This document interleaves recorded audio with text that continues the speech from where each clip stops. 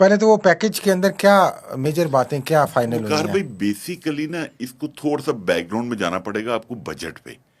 Budget में आपने जो टैक्सेशन अनाउंस की आईएमएफ प्रोग्राम में जाने के लिए, वो ना तो वाइबल थी ना डूएबल थी। तभी मेहताब साहब भी लिखते हैं कि आज 460 अरब का शॉर्टफॉल है या 470 अरब का है। बेसिकली आपने जो टैक्सेस अनाउंस किए वो इरेशनल थे। थोड़ी सी मज, तफसील बताएं। सर लाइक अभी जैसे आपने एफईडी अनाउंस की, जैसे हम प्रोग्राम से पहले डिस्कस कर रहे थे। अब FED 3% for filer, federal excise duty. Federal excise duty, 5% for late filer और 7% फॉर नॉन फाइलर।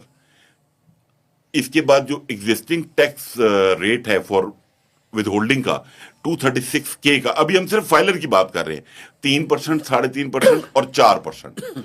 इसी तरह जो सेलर का है 236C, वो भी अगेन 3%, 3.5%, 4%। इसके साथ एफएडी, इसके साथ 7E डीम इनकम टैक्स, और ये सिर्फ कैपिटल टेरिटरी के अंदर है। 5% stamp duty Islamabad capital territory में। पंजाब में चले जाएं तो इसको और आप वहां पे भी स्टैम्प ड्यूटी ऐड ऑन कर लें, आप TMA tax on add on कर लें, तो आपने सीवीटी भी होगा। सीवीटी सिर्फ इस्लामाबाद में।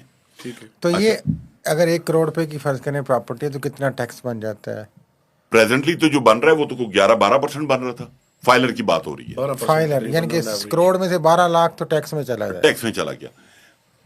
जो भी गवर्नमेंट आती है वो सबसे पहले रियल एस्टेट को टारगेट करती है।